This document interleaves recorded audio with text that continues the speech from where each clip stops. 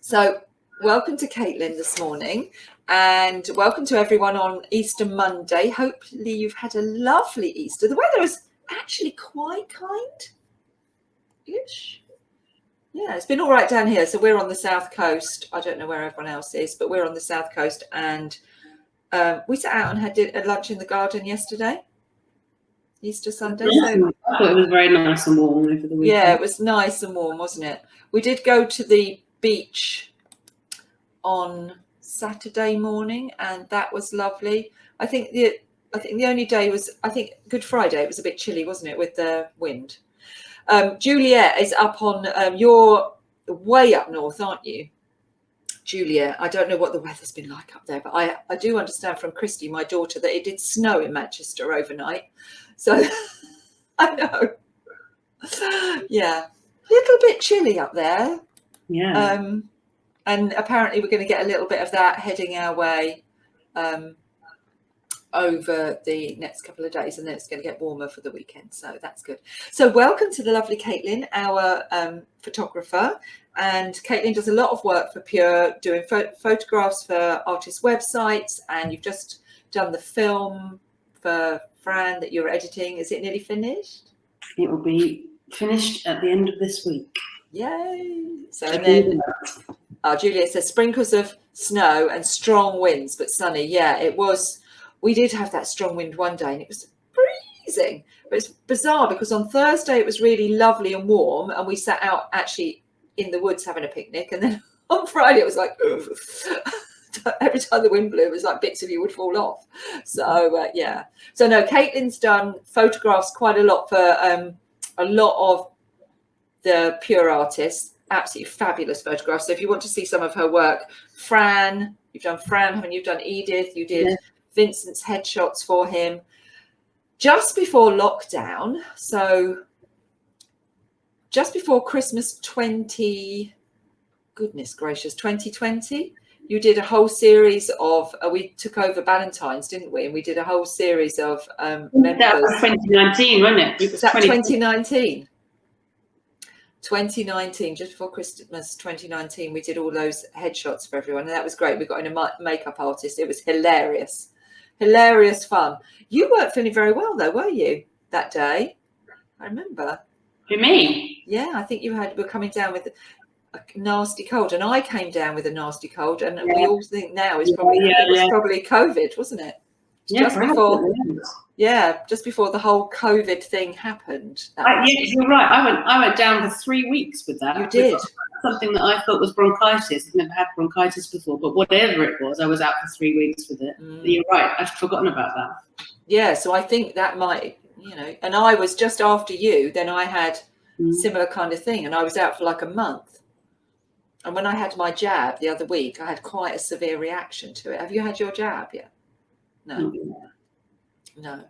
It was a lovely day, wasn't it? Yeah, it was great. So Caitlin's joining me this morning, and we're just going to talk about photographing your artwork at home, because obviously it's having really good photographs of your artwork is absolutely essential in normal times, but even more now. It's even more critical because people can't actually go and see your work in a gallery space. They need to be able to see a really good, true to life picture of your artwork, so that you can put it up on your website, you can put it on Instagram, because if people don't know you're there and they can't see your work, how are they going to possibly find you and buy from you? So photographing your artwork is a critical skill, and ordinarily, we'd recommend you send it to a professional, someone like Caitlin, or if you're, not in this area, find a professional who can photograph your artwork for you, because I would say that is an expense you cannot skimp on. You need it done properly and professionally. But now even more so. But of course, that's been tricky. And you've had to photograph. Some people have had to photograph their artwork at home. So Caitlin's joined me today, and she's just going to run us through some basic principles of how to go about that. If you've only got a phone, if you've got a camera, great. And then so giving you some top tips. So that's what she's going to do. So I'm going to hand over the screen to Caitlin. She's going to just walk you through the whole process of how you think about it and how you approach it. Hello everyone, I've met quite a lot of you I think, and for those who haven't, I'm Caitlin, commercial photographer and filmmaker. I've got a few points here just to run through in terms of helping you photograph your artwork at home, just to give you the best chance of replicating the artwork in digital form and making it true to itself. So the first point I want to talk about is colour replication. So we have to be careful when photographing artwork that we don't influence the colours with the surroundings of the room. So photographing in a bright yellow room, for instance, will give a yellow colour cast onto your artwork. And even things as simple as, say, you were wearing some vibrant running gear or something, and you were photographing your artwork. Standing too close to your artwork, you'll end up getting a colour cast from your clothes onto the artwork. So it's worth thinking about the tone of the room around you. You'll probably see my studio behind me. It's bright white. A lot of photographic studios are, well, nearly all of them are white for that reason, or black. Neutral tones, so that you're not influencing what you're photographing and you're not bouncing any light off those surfaces. And if you can't have a white room, then you can create a white environment for photographing artwork by getting yourself some of this white Foamex or foam board or any kind of white card. Just try and make sure it's pure white. So you can create a white environment within a colourful space if you can't have a white room.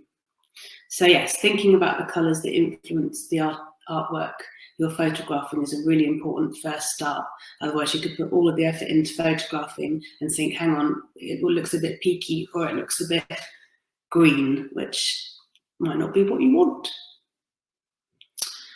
So another element to think about are the angles of the work that you're shooting. So your position in relation to the artwork is really important so that you don't end up getting distorted lines or things look a bit wonky. And two ways of ensuring you get a good angle are, you might see behind me, we're going to use two cameras for this and we're not, so hopefully this will work. So you can see behind me my artwork, which actually looks wonky to you guys, but that's just perspective. It's straight on my wall, I promise. So one way of photographing your artwork and making sure it's straight is to shoot it whilst it's hung or stuck onto the wall, like this. And another way of doing it, that's also good for photographing big artwork because you can get further away from it and get the whole thing in the frame. Whereas if you're shooting top down, you've got to be basically on the ceiling to get the whole piece into the frame. So it's my high-tech camera 2, just moving my laptop around. This is another way of ensuring that you've got your angles correctly, is shooting a flat lay like this. So a camera pointing down, or that might be you hovering over at exactly the right angle. But it's really important that you get those angles correct so that your image of your work is not distorted. Another point that's important to think about is lighting. So you probably see I'm sitting right by a window, so I'm kind of evenly lit. You can see across my face. There's no areas of my face that have more shadows than the other. It's quite an even spread of light. Whereas if I was to move this way, shadows start appearing in relation to the light source. So if you have natural light in your home, if you're shooting kind of a home shoot with a phone, best thing you can do is put your artwork as close to a window as possible and just be mindful that you're not creating any pockets of shadows on your work. An even distribution of light, unless you're going for an artistic shoot, if you're photographing some pottery or a sculpture and you might want shadow for a specific lighting pattern, then close to a window with an even distribution of natural light is preferable. If you are using artificial light, which is absolutely fine, light is light, and it's about manipulating light to illuminate your subject. You could use a home lamp, but you have to be mindful of colour temperature. A lot of home lights are likely to have a yellow or an orange glow, whereas LEDs can be more daylight balanced and more similar to using natural light. So if you are going down the artificial light at home, you can think about manipulating the light in order to create that even distribution of light. So I should just move back to my display. you can see using artificial light like this. And a really good way of ensuring that your light is evenly spread is by having some foam board on that side there, because that is bouncing light back onto the image at an equal angle and creating an even distribution of light. And you can see it magnifies the light the closer we get to it. So I'm bouncing the light off the foam board back onto the subject.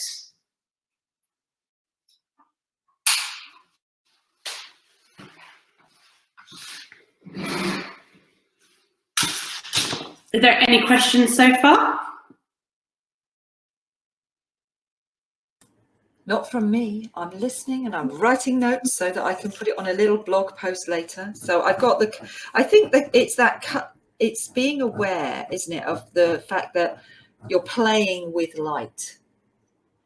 And because you're playing with light, you've got to be aware of the color, temperature of light and shadows.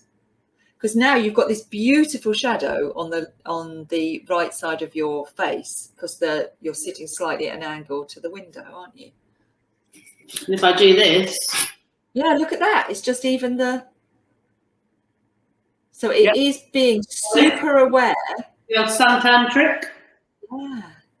Bouncing light upwards. This is an investment. If you're going to have a go at doing this at home, some of this foam board is a really good investment. I get mine from King Stationers in Hastings. And I've always got a huge wad of it at home in different shapes and sizes, because it's one of the most useful things for a studio is some kind of white foam board. Yeah, so Fran's saying, what was the huge light behind you that you were just showing us? What was the make of it? Oh, let me bring it closer. So this is, and the make of this one is aperture, and it's an Amaran. It's quite an old light, but what this is a daylight balanced LED panel. And I've got one of those as well. If I turn around, you can see I've got exactly the same as Caitlin there, and it's on a tripod. So obviously both Caitlin and I are photographers, so it's, yeah, mine's quite new. I've only just bought new lights, so I've got 2 of those, and they've got battery packs. Have yours got battery packs as well? Yeah, so you just charge the battery packs and then you can go anywhere with them, which is great. But it's you're playing with light, so it's just aware of, you can manipulate the color of the light and the shadows on the light.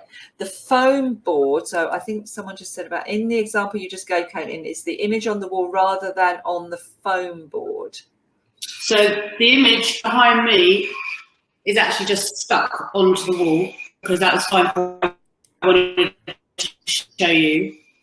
Excuse the noise going on at the back of my house if you can hear that. My gardeners are a day early. I had a surprise visit this morning, kind of throwing the day off a bit. So yes, you might your work might already be framed, which for its own challenges as well, if you're photographing work on the wall. Just to touch on that issue of framing, some of you probably have experienced already that when you're trying to photograph something which has already been framed, you get into the exciting roller coaster world of photographing reflective surfaces. It's tough. And the advice that I can give to you is try and eliminate things in the room behind you that creates kind of silhouettes in the reflection. So if you have one big window, for instance, you would pull up any blinds that are creating slatted effects, because they're all going to get picked up in the reflection. Another good tip, if all you can see is yourself in the reflection of the glass, is you just move slightly to the side. And it's worth Googling the angle of reflection, because you can kind of get around it just by following that, basically. So you move yourself in relation to the reflective surface, and you have a better chance of mitigating those reflections. I have spent many a day trying to photograph artwork by going like slightly on the side and then back a bit, and then people watching you think that you're some sort of doing Pilates with contortion, because you're kind of doing this kind of thing. But there is an angle of reflection, as you say, and I'll Google that and I'll put the link in the little blog post that I'll put with this Always recording. moving yourself around And moving, if you're using artificial light, moving the light source around as well, because playing with those angles of the light coming in and how you're capturing the light bouncing back off of it, it's worth kind of moving that around to see if you can get rid of those reflections. Yeah, absolutely. I'll add, and as well for Fran, on the blog post, I'll add the make of the lights so you'll know where because they're actually really good to have those lights. I use it for doing this, you know, if we've got a day when it's really bright. Bizarrely, I use the light when the sunshine is really bright, because obviously you need to kind of balance out the bright sunshine, whereas today it's quite dull, so I don't need the light on. Yeah. Brilliant. Okay, lovely. So reflective surfaces are a thing. And if you forget to photograph your artwork before you send it off to the framers, then, yeah, you're going to be looking for the angle of reflection. And as Caitlin said, you're going to be trying to make sure that you minimize anything in the room that is likely to create a reflection. But try and remember to photograph your artwork before you send it off. That's the dream. For yourself if you can. That's the dream ticket, isn't it? That's the dream ticket. Photograph it before you send it off to the framers. But you know, we've all done it. Yeah. So yeah, that's brilliant. It is playing with. Remember, you're playing with light. Definitely. I mean, with the right amount of reflectors, or the right kind of reflectors, like my studio is full of, as I've showed you already, the white foam board. I've also got like random bits of polystyrene. These all, and I've got huge silver reflectors and stuff like that, but all I'm doing with them is manipulating light. So I can see with my eyes the light coming in, and you can see with what you're trying to photograph the effect that it has by just bouncing light back onto it. So you might be able to see that there's a bit of a change there by doing that. So it doesn't have to be expensive kind of professional tools to manipulate light. You can do it with anything. Yeah, and I've used, as you say, you know, I've used yellow board as well to get a bit nicer coloration on someone's face. If you haven't got a lovely gold reflector, then you know you can use that. You know, you're just toning down or warming up a surface. But when you're photographing your artwork, you're trying to get as true to the original piece of work that you're photographing, the color. So you're trying to neutralize all the time any color cast. Yeah, you have to be super careful. I remember I've got a client who's an Hermes handbag reseller, and we did a shoot shooting these incredibly expensive handbags. And for the first half of the shoot, I was trying to work out why my reds were a bit off. I was like, oh, these reds don't look like what I'm seeing. Turns out we'd left a huge stack of Hermes boxes, which are bright orange. And they were on the other side of the room, and they had created a colour cast as the sun had moved, and we were getting an orange reflection bouncing back onto the bags and changing how the reds were appearing. I was like, aha, you must remember to move those bags, and you have to really watch that. It might be, you know, you might have an ornament in the corner, or even a house plant. Anything that your light is bouncing back off can create a colour cast onto what you're photographing. So you have to be mindful of that.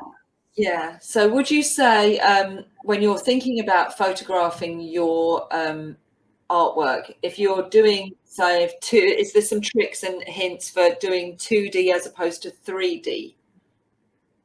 Because not always, people aren't always photographing a flat surface, are they? Like Suzanne is at the moment photographing slippers and rugs and all sorts of things, isn't she? So they're a bit more complicated.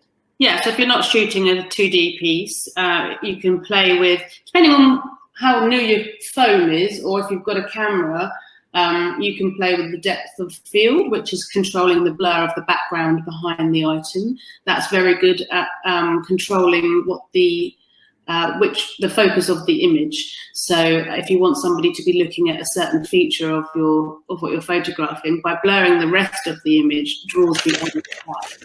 So using a depth of field in your photograph can be used as a creative tool.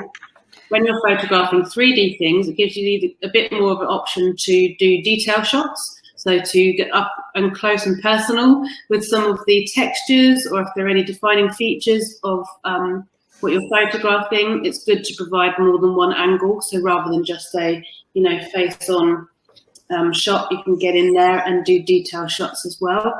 And especially if it's maybe a sculpture or something we're trying to advertise, then it gives you a chance to show the item from all different angles and how the light hits those as well.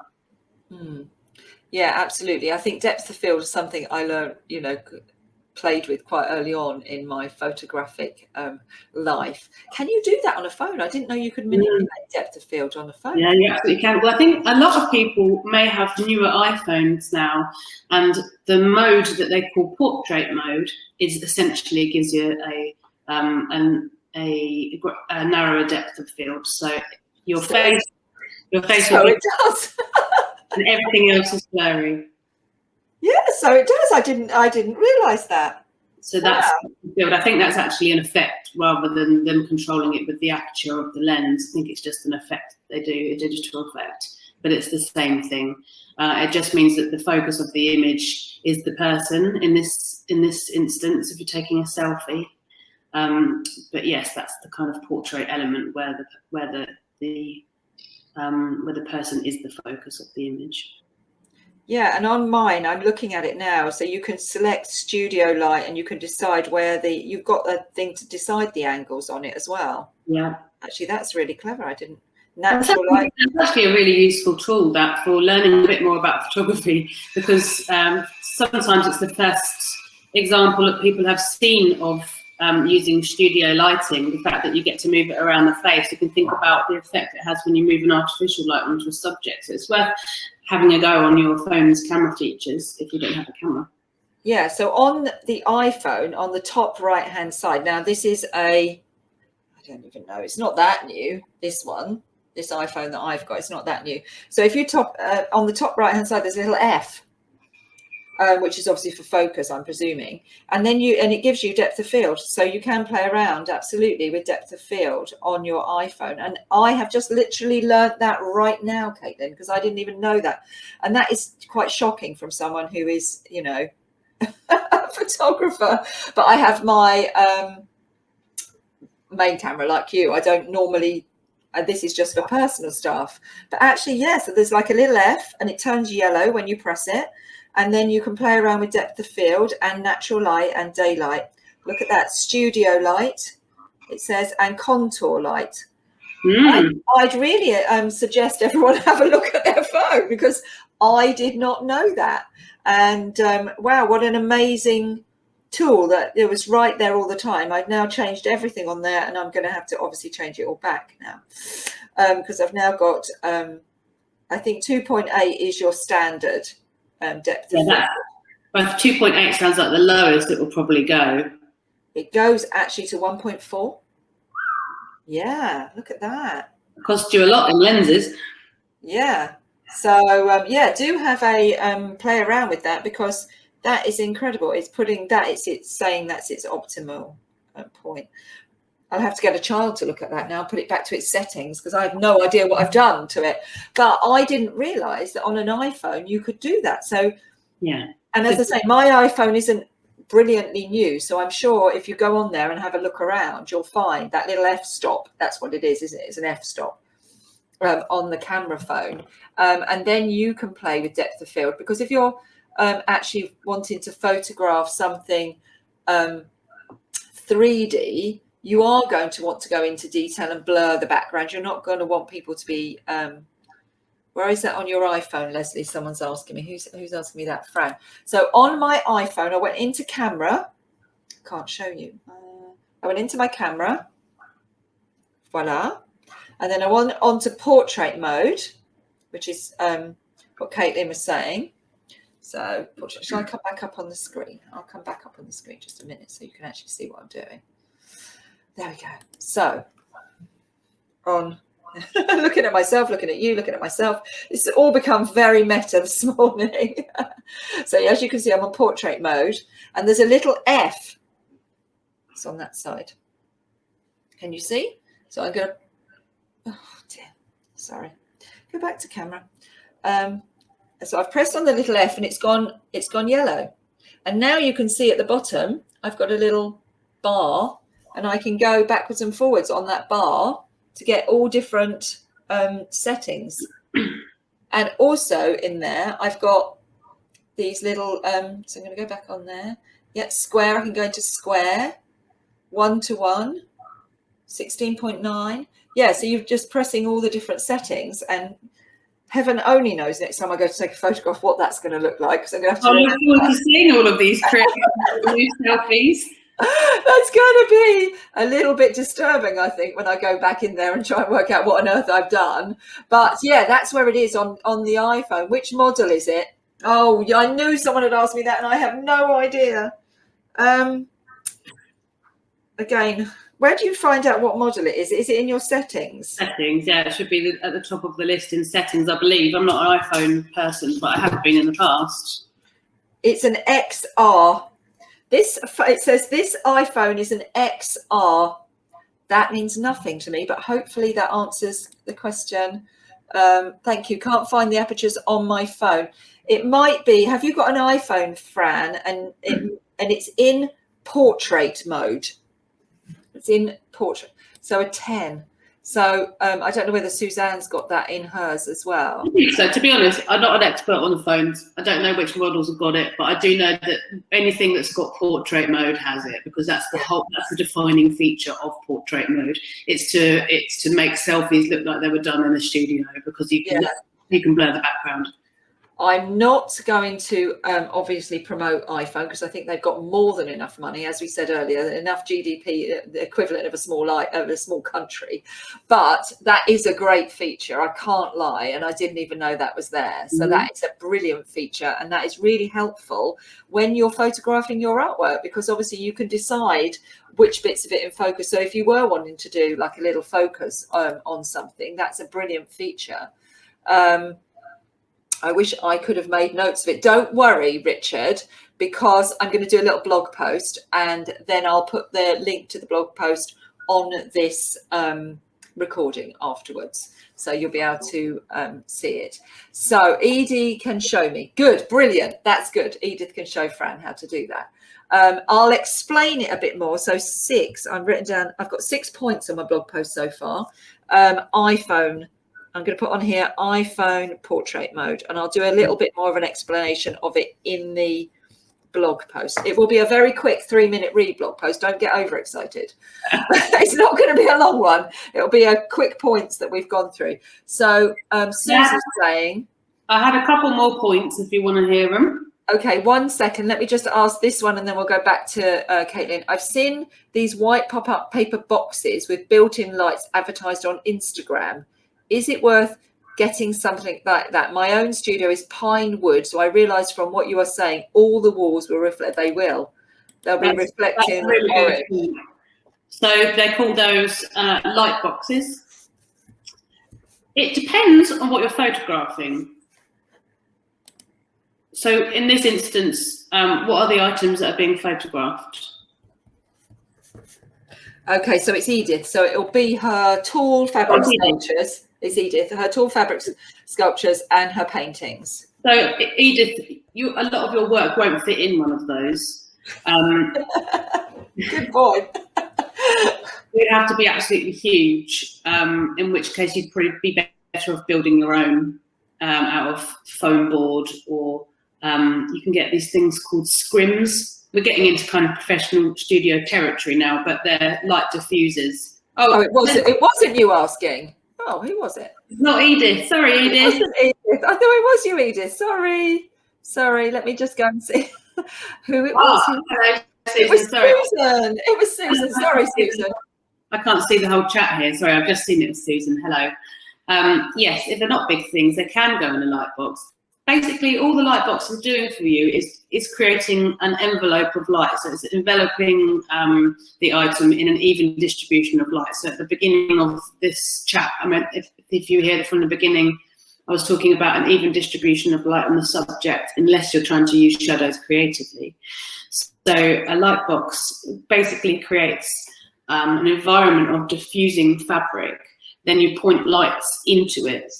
So natural light probably wouldn't be strong enough for something like that. But if you're using lights at home, what you do is shoot lights into the light box. That diffusing fabric makes the light evenly distributed and wraps around whatever you're photographing. I think that they're good for 3D items, not 2D items. So anything flat lay, I wouldn't bother with a light box. So they would be good for your slippers, Susan, probably, because they're 3D, aren't they? The slippers, but maybe not so much for the. It's Susan. Yeah, different Susan. Different Susan. Yeah. Oh, too many Susans going on here for me. It's Susan to Susan. Sorry. So yeah. Yeah, the light boxes are good if you're photographing like glassware or jewelry and stuff like that. But if you're photographing more flat lay stuff, I think they're a bit of a pain. Some people think they're a waste of money and other people swear by them. But the principle, the kind of physics you're working with is the same thing as this huge big white room that I've got here as well. It's a neutral space that can evenly distribute light, or it's easy to manipulate light within it. So if your items are small, then I'd say a light box would be a canny investment, but you have to make sure that the strength of light you've got is enough to light that light box up. Otherwise, I would shoot next to a window, like where I'm sat now. Going back to the foam card, you can cut these up smaller and create your own light box just to reflect natural light back into the area rather than shooting light through it. So yeah, I would look into other options than light boxes, and perhaps getting some white card might give you the same effect. Yeah, that's interesting. So with Susan, I definitely think that you need to be photographing detailed and using the shadows and the light, is because when you're trying to show stitch on the surface is yeah, that's a tricky one. Someone was saying about the notes when I was saying I always keep notes for these, and remember that these go into our members area, so you can always watch them back time and time again. They're always there ready on record for the members to be able to watch. But there is apparently, Jean is saying, there is an automatic assistant you can enable that automatically records notes for you. Thank you, Jean. I might be borrowing that idea. But I suppose I'm old-fashioned. I quite like making the notes that resonate with me and then popping those up as a little accompanying blog post. But that's a great thing. Mars View Assistant. Thank you. I'm going to have a little look at that. So yeah, thanks. So Caitlin, you said you got a couple more specific points. Yeah, another point I was going to mention is especially if you're using a phone, it has options for you to be able to crop your work as well as if you're using photo editing software on your computer. Make sure you leave a border, a decent sized border around whatever you're photographing, because if you have photographed it for the wrong ratio for Instagram stories, for instance, so that's a 9:16 ratio. If you have photographed it without a border around it, you'll find when you're trying to crop things down, you haven't got any space left and you end up eating into the image. So I would always leave a big white border around whatever you're photographing, and then it gives you space to be able to adapt it for if it's a 1:1 ratio for Instagram feed or the 16:9. It just gives you a little bit more scope so the image can work a bit harder for you, basically, on your social media as well as your website. So yeah, think about leaving a border around it. And with the more modern phones, it's applicable, but also if you've got a camera, you might want to think about different lenses. So you might want to think about macro if you're photographing very small details, so that you can get really, really close to those details. And you might want to think about wide angle if your work is huge. And actually some phones give you both of those options. There's a camera phone out there now with 3 lenses on it. Crazy. But yeah, think about what you're shooting with as well. If you get down to the level of file formats, you need to make sure that the image output is decent, so a few megabytes rather than a few kilobytes. And if you're posting your images to social media, I find that the PNG file format is favourable because there's a high compression rate on JPEGs, and it can make your work look a bit not as great as it could be, basically. Yeah, do you because you can download them in all different formats, can't you? PNG and JPEG, and yeah, and TIFF as well. What's that? TIFF is massive. TIFF is the biggest one. your artwork, your graphic designer might ask you for a TIFF, or if you're sending an image to go into a print publication, they might ask for a TIFF, or if you're creating a huge poster out of it. But I don't think you'd be thinking about TIFFs, and you definitely can't output from a phone as a TIFF. No, I think I remember lots of times, when prior to COVID, and we were doing lots of stuff in print, that TIFFs were the thing, because you get the absolute peak clarity of image in print. But when you're putting up onto the digital format, up onto the web, it is a little bit more forgiving, isn't it? It's a bit more forgiving as a medium. Yeah, I mean, in terms of like file sizes, your phone will probably kick out a file which is maybe 5 or 6 meg. And you can upload those straight to social media, and they'll post, and it will look great. But if you're posting things to your website, then I'm sure if you have a webmaster, they will explain to you that the images need to be a lot smaller than that. It takes up too much of your operating, so that your website doesn't download quickly enough. Yeah, exactly. Yeah, it's about your loading and uploading and downloading of your website. When people click on it, you don't want to have massive file sizes on there. So it's so counterintuitive, isn't it? It's like you want a really high megabyte because that's going to be the best quality image, but actually you don't want that if you're putting it into a newsletter or onto your website, because it'll affect the upload download, which will mean that it will just take longer for it to load at the end recipient. Yep. So yeah, to kind of recap what I've spoken about, to give your images the best chance from photographing at home, we think about color replication. So anyone who's worked with me will know that I always wear only black when I'm shooting, so as not to influence the color replication. You could wear white, but you'd need to be careful that you weren't bouncing too much light where you don't want it. You're making sure that the room around you isn't influencing the color replication. So just have a look at the walls around you, and if you think, okay, this is the only space I can shoot in, then you might create yourself a mini studio out of a window and some white card. Very easy to do. Think about your lighting. So if you've got a big window at home, that's your best bet. And obviously you'll soon know, you probably already know how the light moves during the day, and just be mindful of that, and get yourself some white foam board to help move the light where you want it to be. If you're using artificial light, like I showed you behind you, you can use just one light and another piece of foam board and bounce that light back to fill out some of the shadows and create an even distribution of lights. If you're photographing big things, it's prudent to hang them so that you can get far away from them and capture the whole thing in the frame. And if you're shooting smaller things, you might consider doing a flat lay, so you're photographing from above, and just watch your angles, because if you're slightly off angle, you'll notice some of the sides might start creeping out and distorting how your image looks. If you've got some nasty reflections, move the light source if you can, and move yourself. You'll see that the more you move, the angles kind of affect where the reflections are.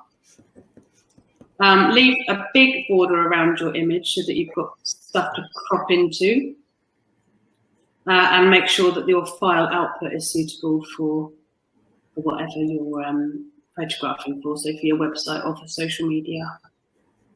And if you're photographing 3D objects, you think about detail shots and also altering depth of field for creative effects. I think that's everything I discussed. I think that is pretty much. I mean, we obviously went off on a tangent and said something about light boxes and lenses, and but I've written, that's pretty much what I got. We did angles, but we kind of put them into reflective surfaces as well. So yeah, image bend. You just alluded to that image bend. You have to be really careful of that on wide angle, don't you? Yeah, they call it aberration. So you can get chromatic aberration, or you can get kind of aberration around the sides. It's when you push a wide angle lens to its limit, you'll see around the outsides of it that you get that distortion.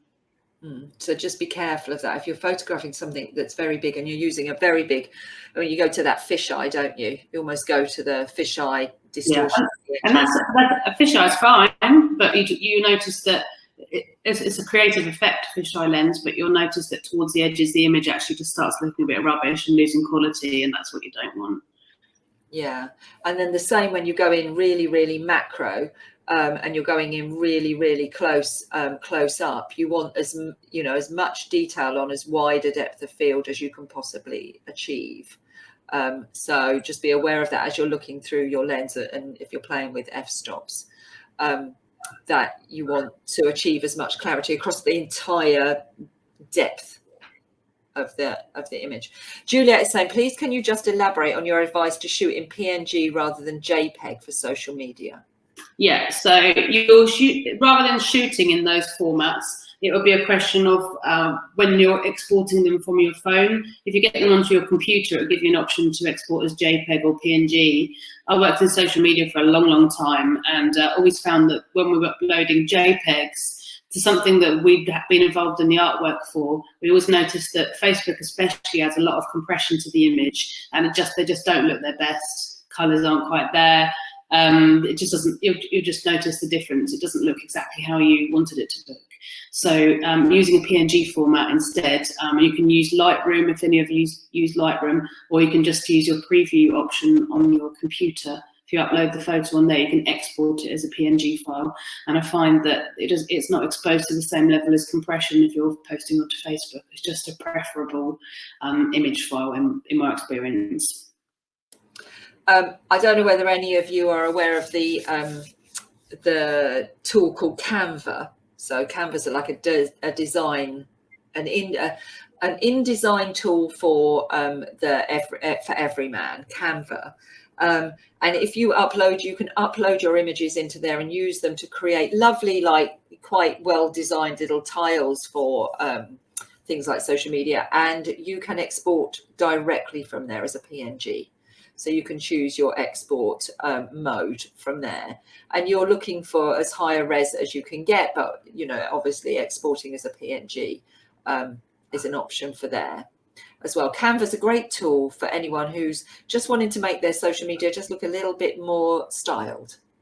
So have a look. It's quite an easy thing to use, and there's lots of images in there already, but obviously as an artist I would hope that you would be uploading your own images and overlaying it with some text. But yeah, it's a nice tool. We've got a simple how to use Canva guide, so if anyone needs that, you can just drop me a DM on Instagram and we'll send it to you.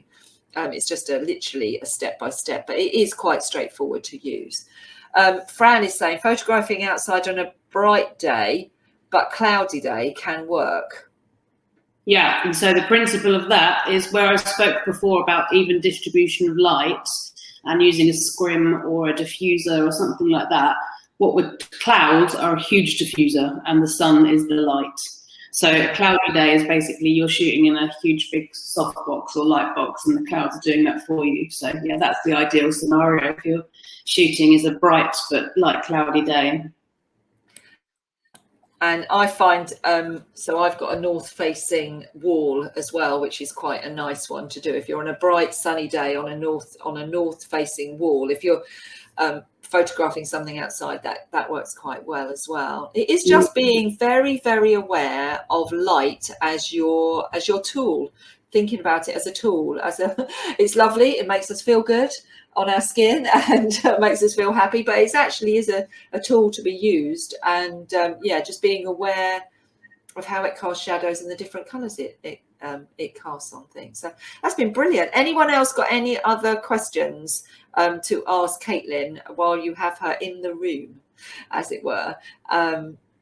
Because I have a background in photography, as does Caitlin, but Caitlin's doing it every day. So you're much better asking Caitlin, because as you've all found out, I didn't even know how to use an iPhone properly. I found out new things there immediately myself, because that's not my thing anymore. I'm not really doing it every day. So when we're doing photography, I call in Caitlin, and when we're doing films, I call in Caitlin, because I'm very much a great believer in using the experts. So yeah, any other questions for Caitlin? Otherwise, we're going to wrap this one up, and I will do the blog post and obviously share it with everybody. afterwards, and I'll put a link to this recording in there, and I'll also put a link to the blog post in the chat bar here, so you can come back at any time and rewatch it, and the link to the blog post will be in there. Thank you, love. That was brilliant. Thank you, everybody. Yeah. So Jonathan said, I came in late. Any tips on photographing sculpture other than getting Caitlin to do it? No, get Caitlin to do it. That is the top tip for you, Jonathan. Get Caitlin to do it. But we were saying outside, but using light as your tool. But I'll as I say, I'll do this blog post, and that hopefully angles. It's angles, isn't it? Well, yeah, and for Jonathan's work as well, lenses. Using a macro lens is a big benefit. Also for Jonathan's work, if you're doing any kind of sculpture, that's when you start using shadows creatively as well. So it's different with 2D work. 2D work, you want an even distribution of light. When you get into 3D work, you can start using the light and the shadows creatively to create an effect. So, but yes, you can get some of this whiteboard, much famous whiteboard from this presentation. You can also get black field card as well, which does the opposite. It takes light away from the image. So yes, the black and white card, Jonathan, I think probably needs to go on your purchase list. And then, because over the Easter bank holiday, they've just, Jonathan and Serena have laid a whole new flooring in the studio. So that should definitely help with future photography. Cleanable as well. Be helpful with the cleaning and also with the photographing. So yeah, black and white card. And I think my top tip, apart from suddenly realizing that I've got this amazing camera in my camera phone, in my iPhone, is what you wear. Yeah, being mindful of what you're wearing yourself. Black t-shirt, white t-shirt. Yeah, either one of those. Not bright colours, especially not, well, if for your own work, it's not ideal, but if you're photographing someone else's work, then the last thing you want to do is turn up in neon joggers. Yes, don't do that. Don't turn up in your running gear, because that's always neon, isn't it?